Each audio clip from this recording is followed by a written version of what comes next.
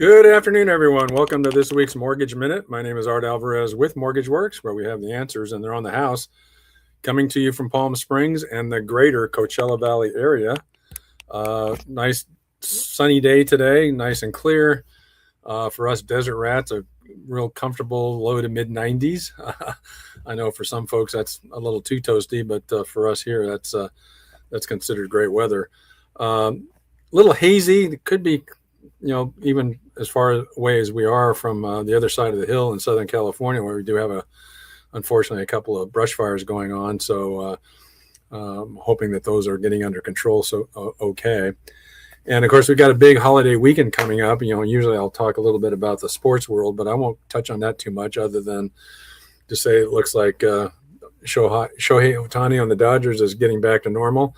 And of course, unfortunately, my Angels are now got the worst record in baseball, and our big star Trout, who started off strong, seems to be sputtering, I should say, a little bit. So we'll wish both of them all the best for the rest of the season.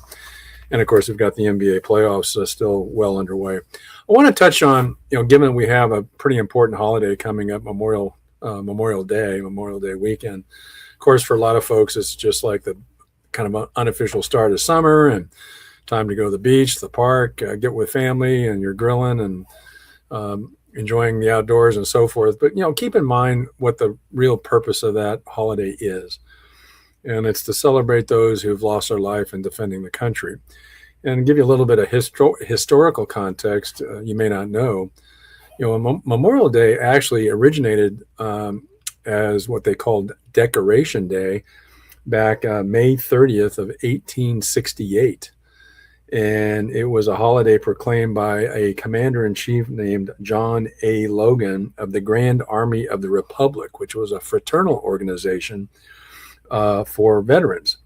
And it was proclaimed to honor service men who died in the U.S. Civil War.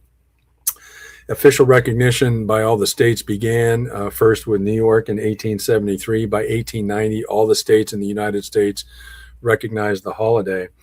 The world wars turned it into a day of remembrance for all of the members of the U.S. military who fought and died in service in those world wars. In 1968, Congress changed its observance to the last Monday in May. And in 1971, it was standardized as Memorial Day. So I just thought that would be good historical information for you to be aware of. And keep it in mind this weekend as you celebrate with friends and family.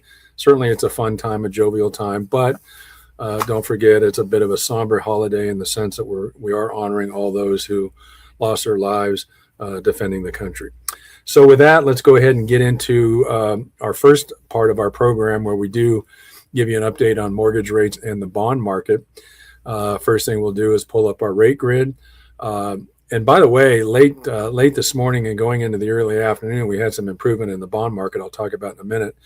But there's a grid, and of course, you can see we're still hanging in there. Rates, the trend upward, I think, has stabilized. It was getting a little spooky early this week when the 10-year bond yield opened this week, at the beginning of the week, breaking through 460 and getting up even into the 465 range.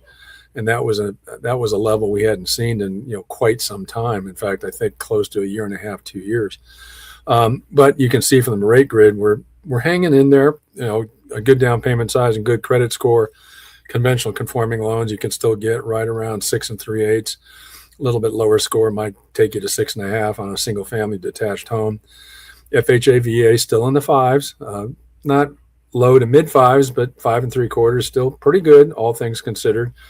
And even the jumbo loans are hanging in there, pretty well. So next is the 5-day chart of the 10-year bond yield that we'd like to show you. And yeah, Jeff did update this from what we first had ready for the show earlier this morning. And the nice thing is, as you can see now, we got some good late morning, early afternoon improvement in the bond yield. It opened up this morning right around 461, 460. But we did get some improvement down to 457 as the bond market closed this afternoon. And when this happens, mortgage lenders will reprice.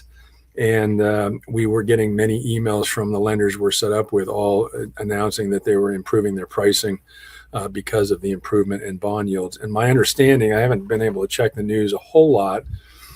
Some of this improvement is based, at least in part, on yet another news flash that, hey, we may be close to an agreement as it relates to the Iran war. So, of course, we've been down that road a few times. I've talked before about the frustration of we get told by the administration that we're close to a deal only to find out that hope gets dashed and then we're back to square one. So the latest news headlines, again, I just barely got a chance to glimpse at it before we started here, seem to suggest that we're now back to potentially an imminent deal that, of course, if that were to happen, I think we're going to see a big spike in the stock market, although frankly, stock market's doing pretty well. I mean, shoot, I think it set another record today and, back up to the 50,000 level on the Dow. So, despite all of this geopolitical turmoil, the stock market seems to be holding up pretty well. And I think that's mostly because of, again, despite all the negative news, the headlines, the economy is appearing to be doing very well. And corporate earnings are very, very good. And I think that's certainly an element as to what's keeping the stock market from, completely collapsing because of all these geopolitical events. Now, in terms of what's making the market move, in terms of economic data this week, light calendar, not a whole lot of data that would be directly affecting mortgage rates and the bond yields. But a couple of things that I thought you should be aware of. Early in the week, the news came out, the Home Builder Confidence Survey. You would think it'd be down, right? No, the Home Builder Confidence Survey was up. Home builders expressed an increase in confidence as it relates to current sales expectations, and traffic. So the confidence index for all three of these categories of the new home building business all improved. Now, again, the underlying kind of message there was part of why that is home builders continue to do what I talk about all the time. They make financial incentives a key part of their strategy to move their inventory. And they've commented in these news bulletins about this confidence survey of home builders that continues to be a core strategy that they're using. Of course, it compresses their margins, but the important thing, it's moving inventory, it's getting people to buy the homes and providing families an opportunity to own, get into home ownership, even despite these what are perceived to be very high interest rate levels. Even though, again, historically, our interest rates are not that bad. They're actually below the historical average over the last more than 50 years. The other thing that was pretty good news, despite all the negative headlines about how difficult the housing market is, pending home sales were up. In April, they were up 1.4%. Now, of course, that's not a record breaker, but the fact that pending home sales are up, or at least in terms of the most recent data in April, up 1.4%. The forecast was to be up only 1%. We've got to consider that good news. What that means is there are buyers out there who are, pushing back on the headwinds and taking advantage of the opportunity to get into home ownership because they do have some leverage. And a lot of these transactions, I think, are involving incentives. And we're seeing more of that in the resale markets, which I've been harping about for a long time, that the resale markets need to understand that the new home market is their competition. And they've got to, get into the game and use similar strategies that home builders do to get those existing homes sold. And do so with those concessions, because it can be very effective to help the home buyer with their biggest complaint about the housing market, which is high interest rates and high monthly payments. The other thing that was news this week, the Federal Open Market Committee minutes were released. Again, the FOMC, that is essentially the minutes of the most recent Fed meeting. And of course, the interesting thing coming out of that was we shouldn't be surprised, right? Rate hikes may be necessary going forward. And again, because high oil prices have kept inflation elevated, global, as I put in the bullet point here, global energy price hikes and tariff-related pressures could keep inflation elevated for a longer period of time. So what that's done is it's taken off the table entirely the chance of a federal funds rate reduction anytime soon. If there is going to be any change, it'll be at the very end of the year at best. And of course, interesting because our new Fed Chairman Warsh, who just got officially sworn in, he was considered someone who is going to be very friendly toward lowering the Fed funds rate. Well, I think that's off the table. In fact, he may be faced with the potential of having to go the other direction and raise the Fed funds rate. So we'll see how that plays out. And then finally, the only other data this week of consequence came out today, housing starts. The forecast was the housing starts for April would be 1.42 million. The previous month, housing starts were 1.5 million. Well, guess what? It came in better than expected. Housing starts were 1.47 million. So again, these are interesting numbers in between the home builder confidence, pending home sales, and now housing starts. These data release points all are favorable, and again seem to be pushing back against the headwinds of the narrative that the housing market is in very bad shape and is cause for concern. So I think we should look at these numbers as at least a hopeful sign that all is not terrible, and that we can still make some progress in terms of building more homes and getting the existing inventory, both new homes and resale homes, getting those properties sold. So I think we should look at that as a positive sign, a glass is half full scenario, not half empty. And hopefully we can build on that some more. And we will be able to build on that some more, by the way, if we really truly this time are going to make a deal overseas with the Iran war, and it's favorable to the U.S. and to what our interests are in that respect. That should be a great help to oil prices, and we should see those fall quite a bit. And if that happens, I gotta believe the 10-year bond yield is going to improve and go much lower. And if that were to happen, and particularly if we can get a conforming 30-year fix back under 6%, well, guess what? I think we could be in for a pretty darn good summer going into fall. So again, you home buyers, prospective home buyers, been on the sidelines and you're wringing your hands about all this negative environment geopolitically. This may be a good opportunity to get into the game before those improvements do occur, so you get a shot to get that home and negotiate some pretty good concessions to help with your financing. And again, we can help you with that.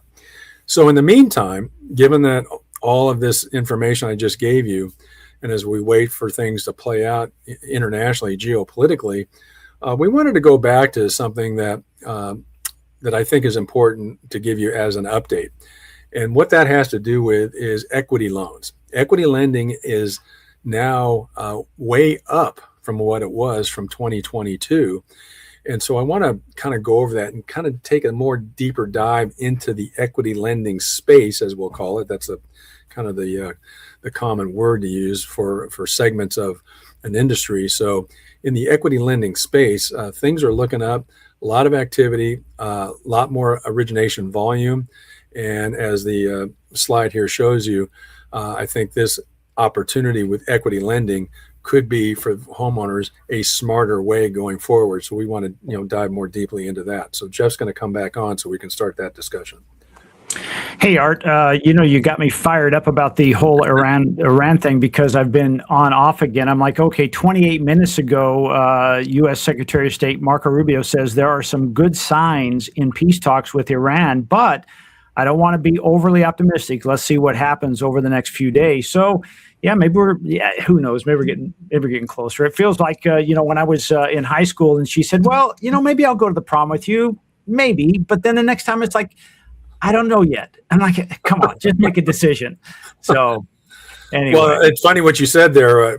Rubio, I think, has borrowed the term from our president. How many times have you heard our current president say, we'll see what happens? Yeah.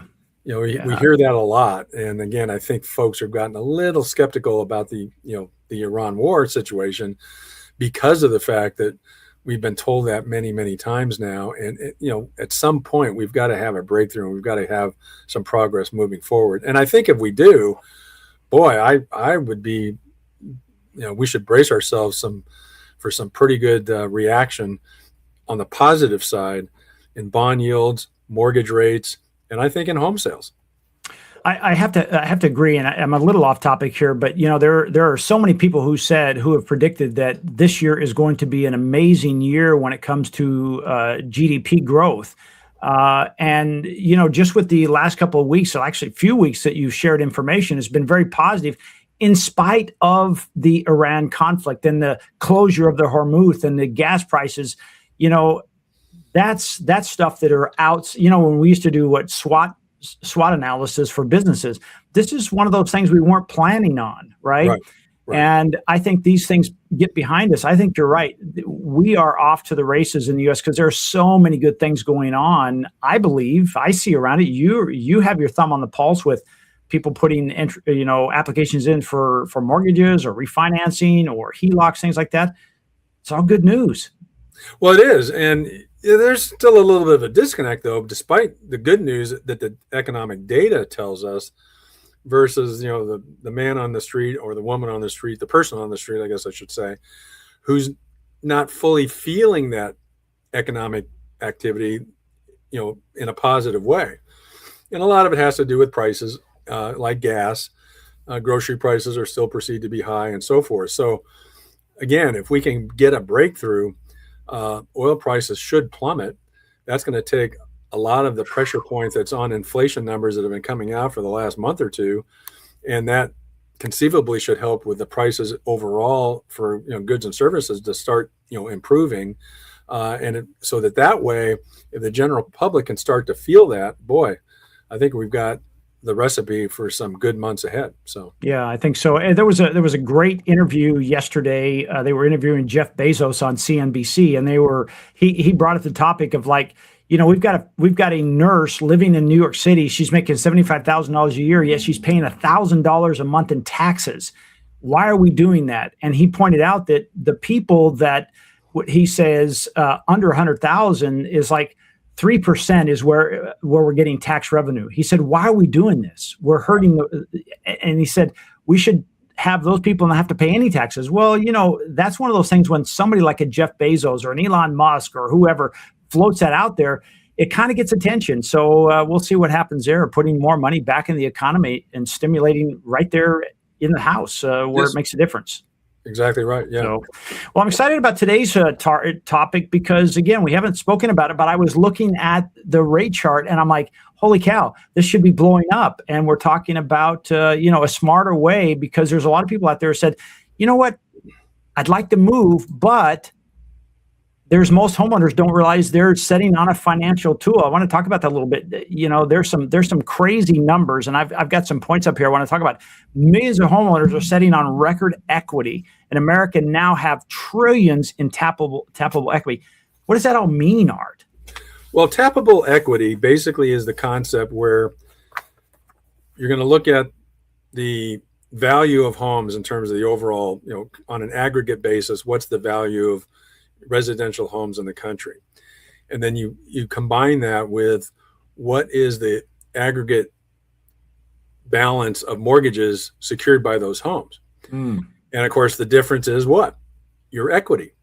And what we're seeing is, despite the fact that home prices in recent times have moderated some, overall what we're seeing is that gap between the aggregate value of the U.S. residential housing stock versus the aggregate value of the mortgage debt secured by that stock, it's growing.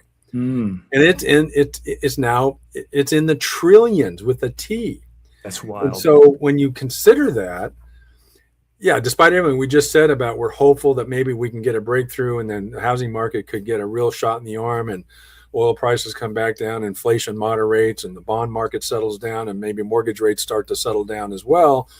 Don't forget, it was only 3 to 4 months ago, conforming conventional loans were under 6, and we were offering like 5 5/8, 5 3/4, and things were pretty good, but it still had not unleashed that segment of the housing stock of homeowners with these 2 to 3% mortgages.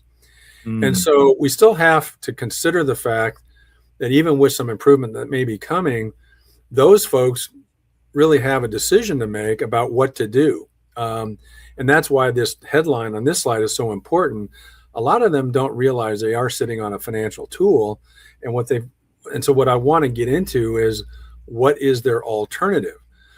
Because there are other ways to achieve what they want to going forward, because their current housing they may feel may not be meeting their needs. But that doesn't necessarily mean they've got to bite the bullet, give up 2.5% and take 6% and buy another house. They don't have to do that.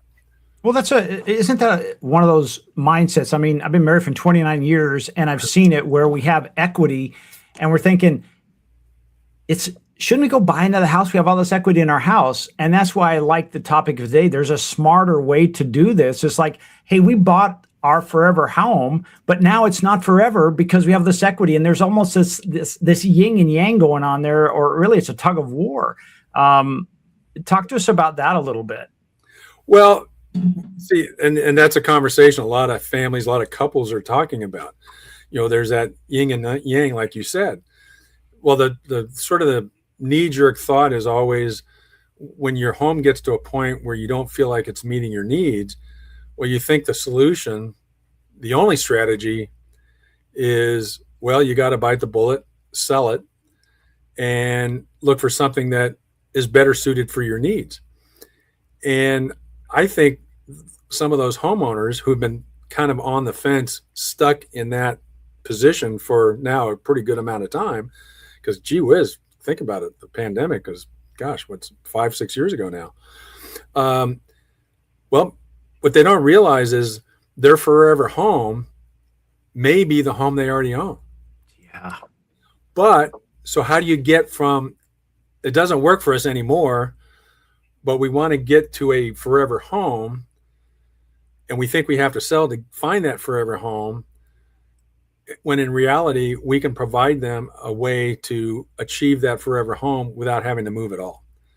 So that's really what I think we've got to get folks to focus on, because right now they don't realize they may already be in a situation where they don't have to move at all and yet achieve their goals and get things more in the forever home category that they are yearning for. And so that's really what we want to get into. And like this next slide shows, why don't people want to move right now? You think about, they may be chomping at the bit that the home they have now just doesn't satisfy them like it should, like they want it to. But yet they are hesitant to move, they're hesitant to sell it and move. And of course, what's probably the most obvious reason?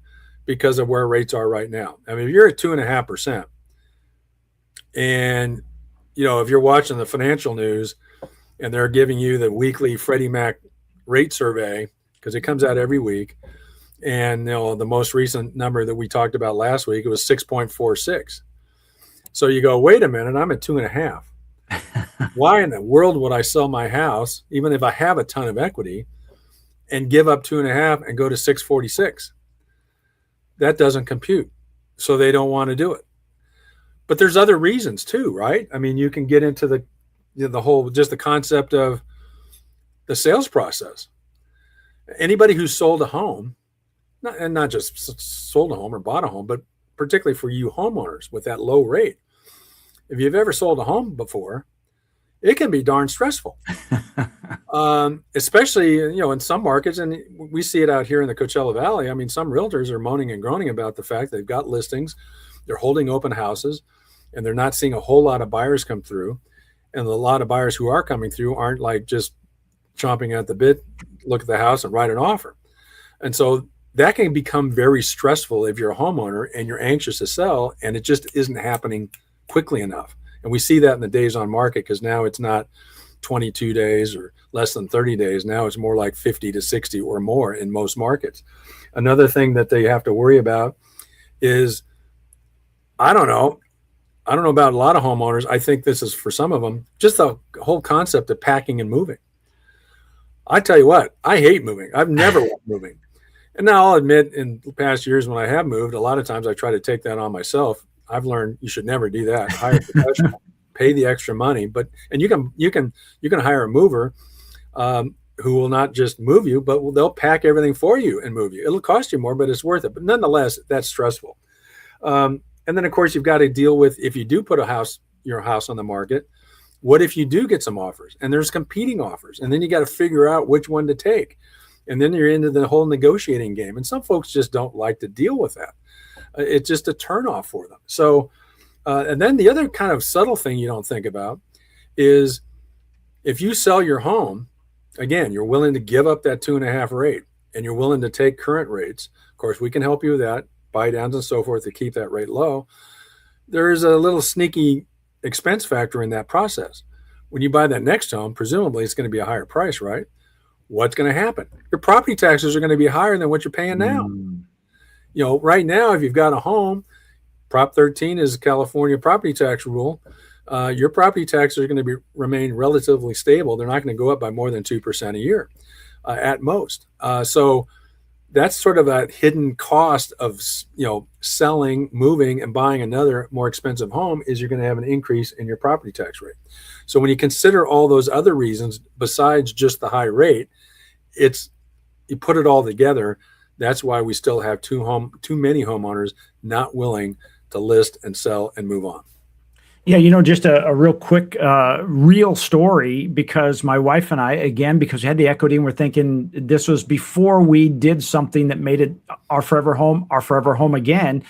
And we started looking, we said, hey, we have all this equity and we can go buy a house and pay cash because we have this equity, but that means we're downsizing. We have to now compromise. It's not getting something bigger, better.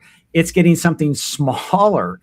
And then, like you said, even though we're getting something smaller, we're paying more and our taxes went up. It was just like, okay, those were things that said, okay, I'm not moving. I'm not selling my house. And of course, you know, we've been guilty, meaning those of us with gray hair, you know, we've been guilty of being said, hey, you're the problem because you're not selling your house because you got the low rates. But that's because we've done the math. We've done those other things. So I'm just curious, what's our other alternative here, Art? Right. Well, the other alternative is, and it's as a slide shows, there's a better way. So if you're a homeowner in that situation, what is the better way? Well, it's a HELOC, or I think more broadly, I should say, an equity loan, because of course that takes, various forms. But the point is, HELOC has become sort of the generic term for an equity loan. Everyone seems to know what a HELOC is. It's a pretty well-known concept these days. Of course, for those who don't know, HELOC is an acronym for Home Equity Line of Credit. But the point of it is really the better way when you're that homeowner facing all those challenges I just described, where you're trying to merge together the desire to improve your housing, but at the same time, you just don't want to give up that very low rate, and you don't want to deal with all the other stress factors involved in selling and moving and starting over.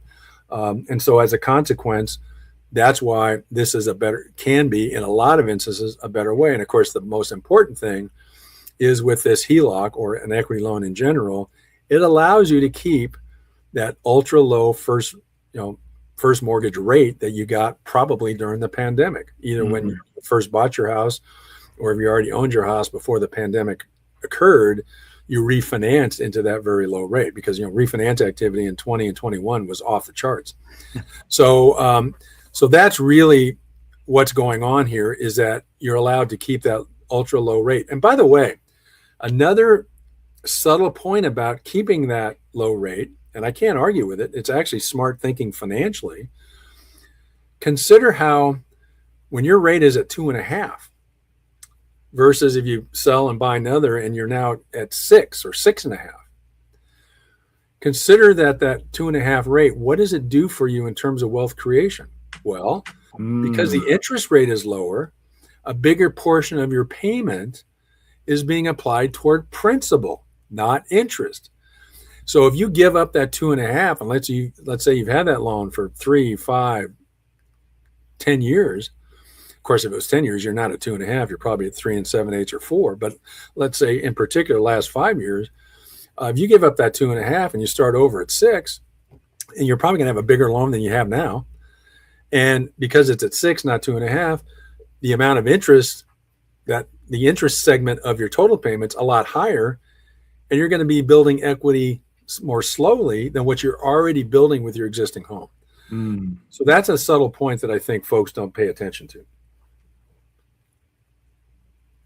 Well, one of the things that it says, you have a lot of options when you go this route. And so the question is, what are they using HELOCs for, Art? Well, there's a variety of things. Let me give you a kind of a list of things that should be considered. Um, and again, as the slide shows, instead of starting somewhere else, go ahead and consider redesigning what you already have.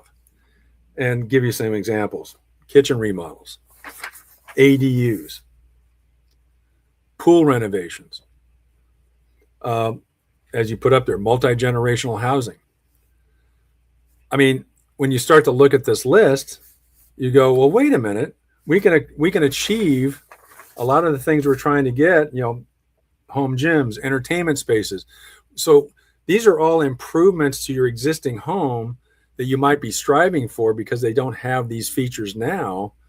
So are you better off giving up that low rate, going through the stress of listing and selling and packing and moving and starting over, and you're going to be probably paying more for the home than what your current home is worth. You may not have as much equity with the new home as you currently have. You can achieve some of these, features in your existing home so that you then eliminate all the stress of moving and packing and all that. You still get to keep that 2.5%, 3% first mortgage. So you're still more, rapidly paying down that part of your mortgage debt. So these are the kind of things that folks, I think, need to think more about as an alternative to just giving up that low rate and moving and starting over. So those are the kind of things that we're seeing people are realizing they can use a HELOC or an equity loan in general to achieve. So then they suddenly go, well, wait a minute. Now I'm addressing my lifestyle needs. If it's a growing family situation, I'm adding more space. Chances are, in most cases, people are living in a location, an area that they enjoy. They don't really want to be uprooted. They may have friends and, their kids are in school and they don't want to uproot the kids from school.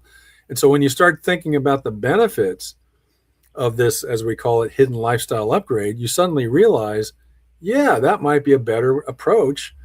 I can create what I want that I think is elsewhere. Grass is greener on the other side. Wait a minute, I can create the lifestyle that I want with what I have already. It's sort of a foundation I can build on.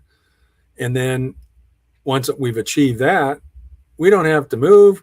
Our sphere of influence, or our friends, our kids are in the schools that they want to be in. Certainly, if your kids are getting older, you're getting past elementary school and into junior high and high school, man, oh man, the thought of them moving when they're going into that part of their, education life can be really traumatic for them. They could hate you forever for that. Well, yeah, they can sometimes. And so this is why the equity lending segment of the industry, I think, is really starting to just take off. And by the way, we've gotten quite a few equity loan applications here just recently, last few weeks. So I think homeowners are starting to realize this, and we're seeing evidence of that with what we're originating right now. Well, I just have a question because, you helped us, my wife and I, about a year ago. It's been just right at a year ago. We took this move because we had that 2.75 or 2.5%, I think is what it was, interest rate. And so when we decided not to sell and move on, even though we had a lot of equity, you helped us see the opportunity. And now my wife re-loves the house because we redid the whole kitchen. It doesn't even look the same. And that's really what she was looking for. Every time she looked at a new house, it was like, oh, look at this kitchen. I got more room. Now she has that. But my question is, by us doing that, or anyone else watching doing that, doesn't that also push the value of your current home up when you do a bathroom or kitchen or those type of things? Like we repainted the house and put a new roof on and put solar, all that stuff in that remodel. Doesn't that push the price or the value of the home up as well? Well, yeah, many of them do. I mean, when you get into home improvement, remodeling, or adding on, obviously one of the things you have to focus on is what things are you contemplating doing in terms of, upgrading your home to achieve your lifestyle goals. I think the thing you want to think about is you want to approach that not emotionally, Mm. but strategically. And you need to understand that whatever improvements you want to pursue to improve your lifestyle and to improve the ability of your existing home to meet your needs, I think you've got to be wise and strategic about how you use the money. And so when you look at the variety of things that you can use the money for, some of them absolutely are going to pay off in terms of value. Again, kitchens are probably the number one thing I hear all the time. And you're right, Jeff, when it comes to a married couple, almost always, the hubby, doesn't matter what they think. It's all about what the wife wants. And when it comes to a kitchen, the wife almost always is going to be the boss. And that's the person you've got to satisfy. But the point is, a good kitchen remodel is absolutely going to pay back in terms of return on value. Same with bathrooms, ADUs, certainly. Adding, if you're limited on bedrooms, and maybe you bought the home when you were younger, married couple, no kids, and now you got a couple of kids, adding a bedroom, maybe two, absolutely, that's going to add value. Because number of rooms, bedrooms, bathrooms, absolutely are key comparable factors in terms of how homes are appraised. Office additions, if you're an older homeowner, what we call aging in place upgrades.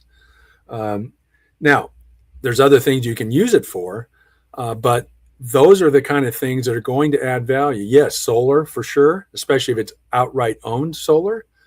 Now, new roof, you could say, well, may or may not add to your market value of your home, but you know where it's going to help you?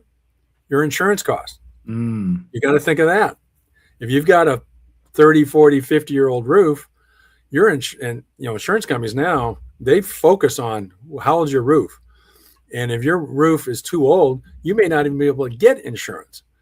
Whereas if you get a new roof, that you got to let your insurance company know right away, because that's probably going to help with your insurance premiums. And again, that's not direct value added to the price of the home, but it's certainly going to help you overall in terms of the expense of owning the home. Well, the other thing is it also with we have a flat roof, a lot of flat roofs out here in Southern California in the desert, is we went with that foam roof. So now we have a white roof. It has extra insulation. So I think we're going to see some reduction. This is our first year in the summer. We're going to see some reduction in our overall heating and cooling costs, I think. Exactly right, because you're right. The newer roofs that are offered and made are put on homes now, I think they're a lot better in terms of things like insulation factors. You can get the underlying underlayment, they call it. You can get underlayment where it's going to directly help you in terms of keeping the home cooler on the interior, which of course is going to help with your power bill. And of course, if you get own solar on top of that, man, oh man, you're off to the races in terms of your utility costs. So why wouldn't you do that? And so, yeah, when it comes to HELOC, again, the kitchens, the bathrooms, adding another room, adding an office, adding solar, putting on a new roof, those are all strategically wise things to use the money on. Now, you can use it for other things like, paying off debt, maybe pulling out some money to give to your now adult child to help them with a down payment so they can get off the couch and go buy their own home.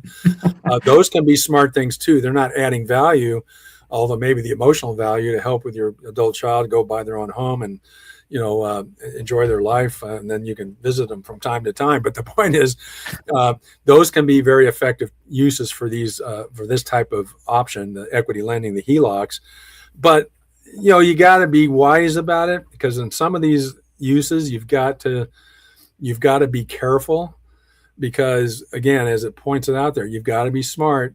You got to use it strategically, because there are some things to consider, especially on the HELOC side, to make sure it's the type of product. And as the next slide shows, HELOCs are not free money.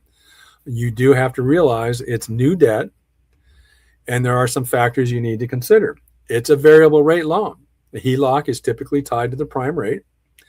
It's going to have a margin added to the prime rate. Right now, the prime rate is 6.75. And if you're really good credit score and you have low equity, even after getting the equity line, or after after getting the equity line, you could get a margin over prime that could be zero. Mm. That's why you can get some of these HELOCs that we can offer. You can actually get them in the sixes, which is the same rate as a new first mortgage. And so, but it is a variable rate loan. So you have to consider the fact that over time, the rate on that HELOC could change. Now that's both higher and lower. So it's always going to go up, but you need to keep that in mind. You also need to understand, be careful about over borrowing. If you're going to get an equity loan, especially if it's a HELOC, you want to be careful about, ascertaining how much money do you really need for whatever improvements you want to make. If it's debt to pay off, how much you need to pay off debt. If it's money you want to pull out, again, to give to a adult child to help them with down payment so they can move. So you've got to make sure you're using it for the right purposes. And one of the things I worry about sometimes, and I've done a few HELOCs where I end up finding out that the homeowner may be thinking about using the money for what I would call some lifestyle choices, as it comes up. You want to be careful about, don't go out and borrow money on a HELOC or an equity loan and then take that money and you're going to go on a 3-week European vacation. You've got to be a little bit careful about that, a little bit, again, strategic and wise about it. And where that's particularly true is, we get HELOC requests and we arrange them where folks are paying off debt, in particular revolving credit card debt.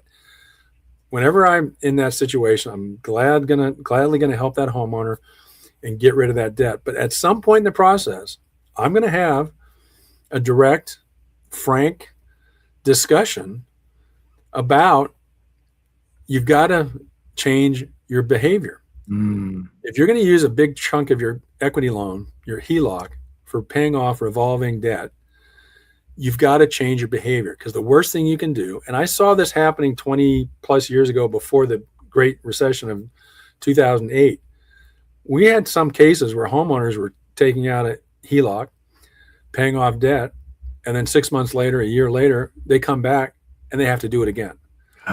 You've got to change that behavior. You cannot use a HELOC or an equity loan, pay off I've had cases where it's $100,000 of credit card debt. Wow. They'll take that HELOC and they'll pay it all off. And the effect financially is very good. They're going to drastically lower their monthly payment cost and even their interest rate cost. 22% versus 6.5%, 7.5% is a big win. But it's not going to continue to be a big win if a year later that $100,000 credit card debt is back, because you used your credit cards for all that lifestyle spending and the 3-week European vacations, buying that $75,000 car, where it doesn't make sense. So you got to be very careful about that. So you need to understand what you're getting the money for, what your strategy is to use the money, and then be persistent and focused on making sure you follow through in that strategy and don't get off the rails and start spending that money in frivolous ways. Because again, it's not free money. You're incurring debt. You've got an interest cost, and you can't let that escape your mind. You got to realize that's part of the equation, and you have to manage that very well. Well, I have to jump in here and say, because as I mentioned before, you helped my wife and I with our situation last year about the same time. And you were very careful about this whole overborrowing thing. Like, we had a lot of equity in our home, but I think now combined, we're probably in about a 55%, maybe 60% tops loan to value. So we still have equity left over, which, as you said, allowed us to get a little better rate, but we didn't overborrow.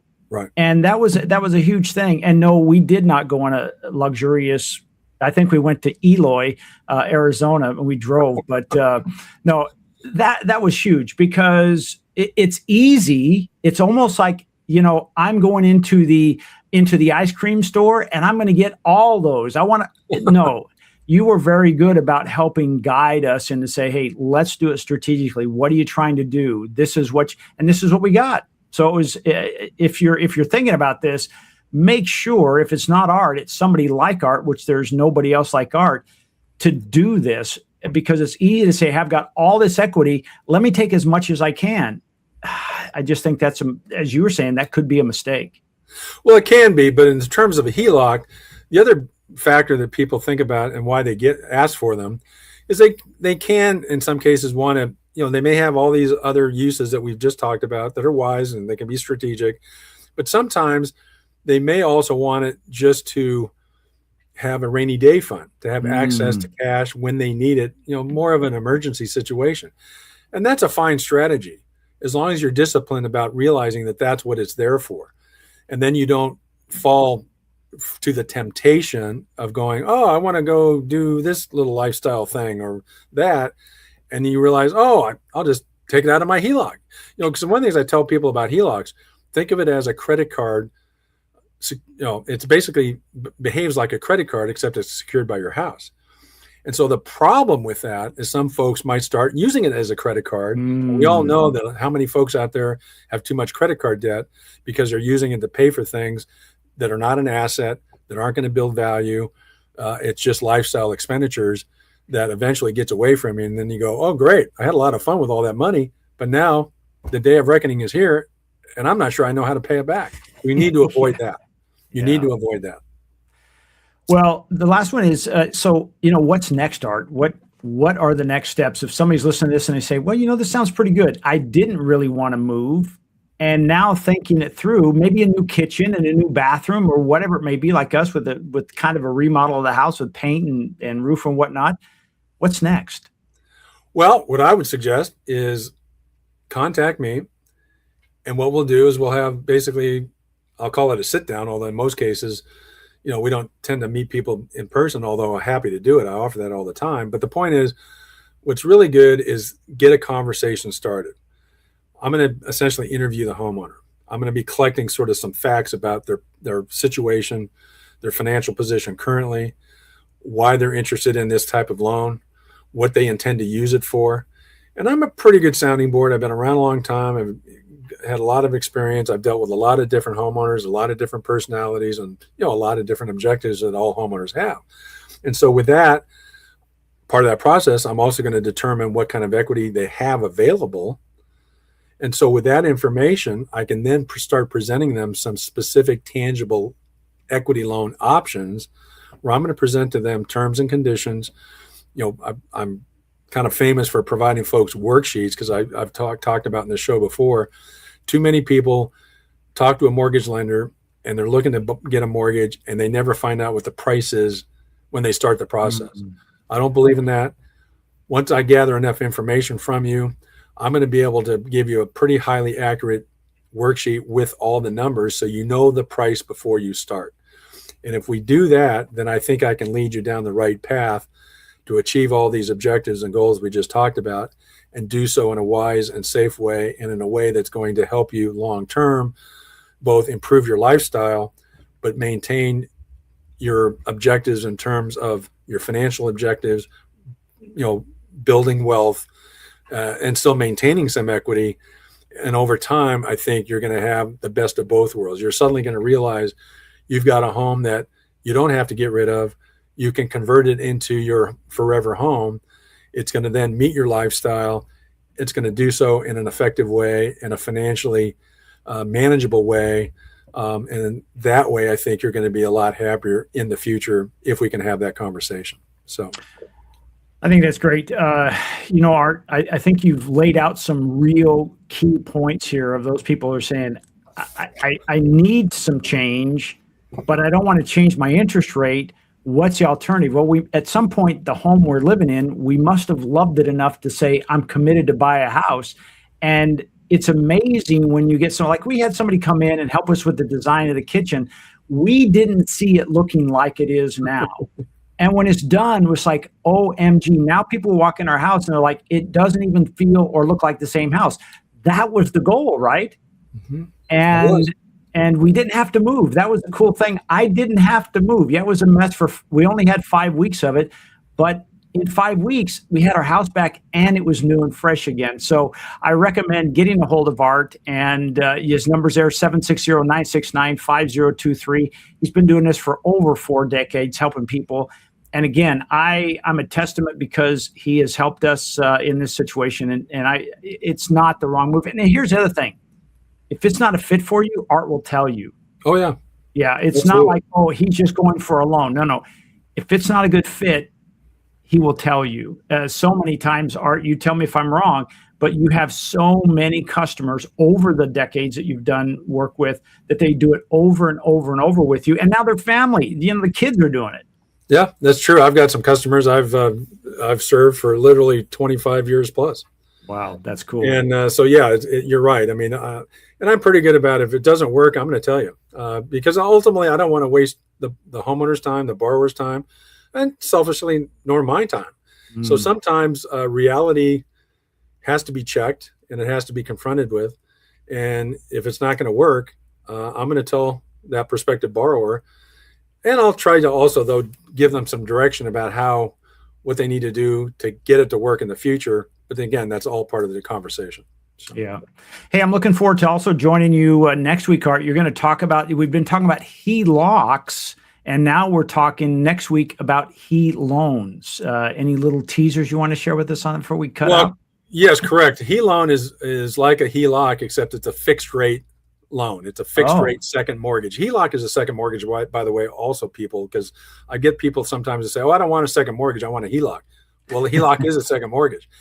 But there are some subtle reasons why you should consider a HELOan versus a HELOC.